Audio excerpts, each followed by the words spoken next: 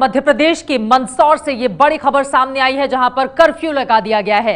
मंदसौर के पाशर्वनाथ में चल रहे किसान आंदोलन के दौरान प्रदर्शनकारियों पर पुलिस ने फायरिंग कर दी थी, जिसमें 3 किसानों की मौत हो गई। इसके बाद मंदसौर में कर्फ्यू लगा दिया गया है। शिवराज सरकार ने किसानों की मौत की न्यायिक जांच के आदेश दे दिए हैं।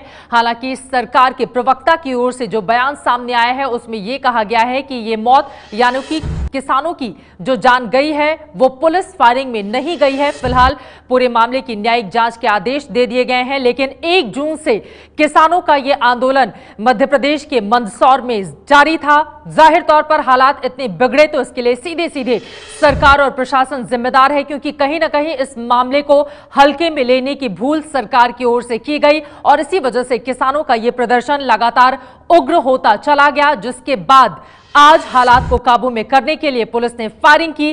कहा जा रहा है पुलिस की उसी फायरिंग में 3 किसानों की जान चली गई, जबकि 5 किसान बुरी तरह से जख्मी हुए हैं, जिन्हें अस्पतालों में भर्ती कराया गया है। उनकी तस्वीरें भी हम आपको दिखा रहे हैं, किस तरह से जख्मी हुए किसान का अलग अलग अस्पतालों में चल रहा है इलाज। लेकिन बड़ी जानकारी जो सामने आई है, मध्य प्रदेश के मंदसौर में लगा दिया गया है कर्फ्यू। ब्रजेश राजपूत हमारे संवाददाता जुड़ चुके हैं ज्यादा जानकारी लेकर। ब्रजेश, हालात को काबू में करने के लिए कर्फ्यू तो लगा दिया गया है, लेकिन सरकार के ऊपर सीधे सवाल उठ रहे हैं कि मामले को हल्के में लिया गया, इसी वजह से हालात इतने ज्यादा मंदसौर में बिगड़ गए। निश्चित चिंता ये शिवराज सिंह सरकार के ऊपर बड़ा धब्बा लग गया है कि किस तरीके से किसानों पर फायरिंग हुई। और अभी जो हमारे पास खबर आई है उसमें 4 किसानों की मौत की खबर है। चारों मरने वाले किसानों के नाम सामने आ गए हैं। 5 से 6 किसान अभी घायल हैं और ये मरने वालों की संख्या बढ़ सकती है। निश्चित ही बहुत दुखद और बहुत हैरानी वाली बात है कि जो किसान आंदोलन किसी एक इलाके, किसी 1 और 2 जिलों में चल रहा था, उसको अच्छे से सरकार हैंडल नहीं कर पाई और इसके चलते बहुत हल्के में लिया। और आज ये इतनी बड़ी घटना सामने आई कि फायरिंग में 4 लोगों की मौत हो गई है। गृह मंत्री का कहना है कि ये पुलिस फायरिंग नहीं थी, तो और इस घटना की जांच करवाई जा रही है, मगर निश्चित ही पुलिस ने फायरिंग नहीं की। तो किसने फायरिंग की है, इस बात का पता सरकार को लगाना होगा, जवाब देना होगा कि निर्दोष किसानों की मौत का हत्यारा कौन है। बिल्कुल सही कहा ब्रजेश आपने, निर्दोष किसानों की मौत का हत्यारा कौन है, इसका जवाब सरकार को देना होगा, क्योंकि सरकार का जो पक्ष सामने आ रहा है उसमें कहा जा रहा है पुलिस की फायरिंग में इन 4 किसानों की जान नहीं गई है। बड़ी खबर यह है कि इस वक्त आपको बता दें, मरने वाले किसानों में एक और नाम जुड़ गया है। 4 किसानों की जान चली गई है पुलिस फायरिंग में, जो आरोप लग रहे हैं। हालांकि सरकार इससे इनकार कर रही है। अब आगे क्या होगा? अब कल का दिन बहुत महत्वपूर्ण है, क्योंकि किसान ये संगठन है जिसने उन्होंने कल यानी कि 7 तारीख पूरे मध्य प्रदेश में सुबह 6 बजे से दोपहर 2 बजे तक का बंद का ऐलान किया था।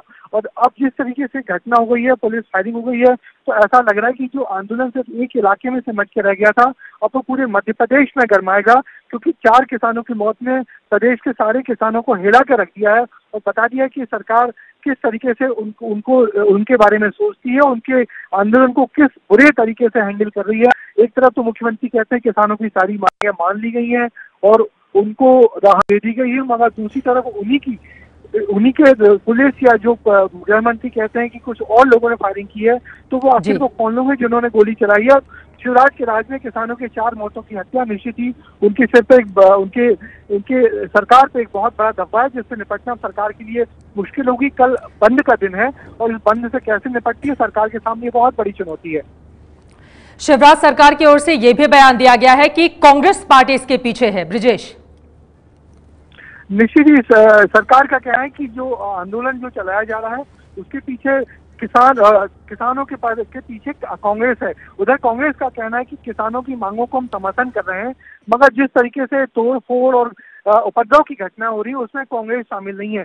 अब आलम यह है कि कल मंदसौर में कांग्रेस के बड़े नेता अपना सारे प्रोग्राम कैंसिल करके वहां पहुंचने की तैयारी कर रहे हैं और कल निश्चित ही फिर आंदोलन एक बार फिर से करवाया।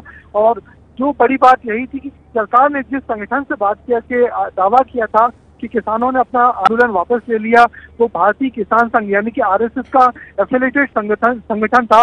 बाकी जो आंदोलनकारी दूसरे किसान संगठन है उनसे सरकार ने बात नहीं की और यही बहुत बड़ी चूक के रूप में सामने आई है।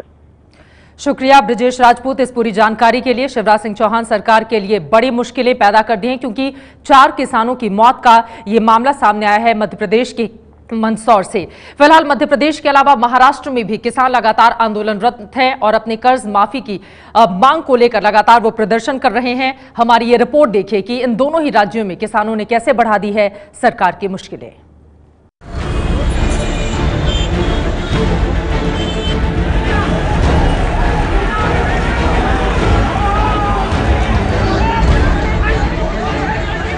हंगामे की ये तस्वीरें मध्य प्रदेश के मंदसौर की हैं। यहाँ सड़कों पर उतरे आंदोलनकारी किसान आज बसों में तोड़फोड़ और आगजनी पर उतर आए। सीआरपीएफ की टीम ने आंदोलनकारियों को रोकने की कोशिश की तो उन्होंने पथराव शुरू कर दिया। हालात पर काबू पाने के लिए सीआरपीएफ को गोली चलानी पड़ी। पुलिस के द्वारा कोई गोली नहीं चलाई गई है। कैसे मौत हुई है इसकी पूरी जानकारी बुलाई है और असामाजिक तत्वों के द्वारा गोली चलाई गई है, उससे घटना हुई। कर्ज माफी और उपज की लागत मूल्य से 1.5 गुना ज्यादा न्यूनतम समर्थन मूल्य करने की मांग को लेकर मध्य प्रदेश के किसान 2 जून से आंदोलन कर रहे हैं। 7 जून यानी कल से भारतीय किसान संघ समेत दूसरे किसान संगठनों ने मध्य प्रदेश बंद करने का ऐलान किया है। एक दिन पहले ही मध्य प्रदेश के सीएम शिवराज सिंह चौहान ने आंदोलनकारी किसानों को मनाने के लिए कल ही प्याज की सरकारी खरीद 8 रुपए किलो की दर पर करने का ऐलान किया। 3 जिलों में खरीदारी शुरू भी हो गयी। इस बार 8 रुपए किलो प्याज खरीदने का फैसला किया। लागत आती है प्याज खरीदने में जो एवरेज है वो 5-5.5 रुपए के आसपास आती है किसान की लागत। अभी 3 जगहों पर आज प्याज की खरीदी शुरू हो गई क्योंकि एक बड़ी व्यवस्था बनानी है। शिवराज सिंह चौहान ने ये भी भरोसा दिलाया कि मूंग और तुअर दाल की खरीद भी सरकार समर्थन मूल्य पर करेगी, लेकिन किसान इतने भर से राजी नहीं है। मध्य प्रदेश का पड़ोसी राज्य महाराष्ट्र भी किसान आंदोलन की चपेट में है। महाराष्ट्र में 6 दिन से किसान सड़कों पर हैं। दूध और सब्जियां शहरों और मंडियों तक पहुंचने नहीं दी जा रही। एबीपी न्यूज संवाददाता ने दादर की मंडी में पहुंचकर सब्जियों की बढ़ती कीमतों का जायजा लिया, जहां हर सब्जी की कीमत 20 से 40 रुपए तक बढ़ती हुई दिखी। आज चूंकि मार्केट में नई गाड़ियां आई हैं, नए जो सब्जी है टमाटर है वो आया है, इस वजह से कीमतें स्थिर हुई हैं। हालांकि पहले की तुलना में टमाटर की कीमतों में भी बढ़ोतरी देखी गई है।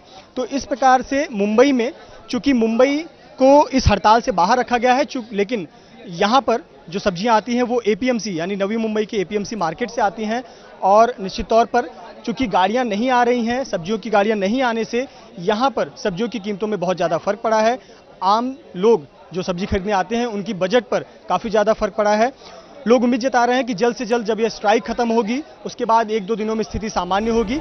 आम आदमी तो मुश्किल में है ही, महाराष्ट्र में किसानों की उपज खरीदने वाली बाजार समितियों का बड़ा नुकसान हो रहा है।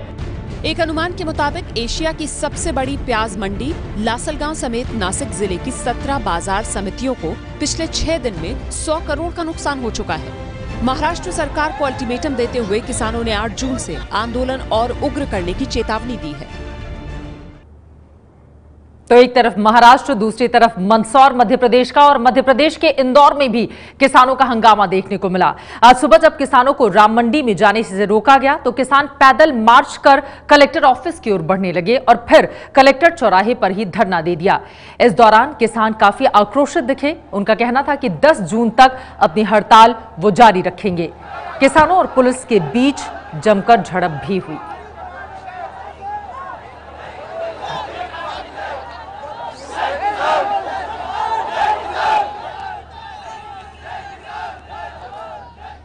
ये है एबीपी न्यूज, आपको रखे आगे।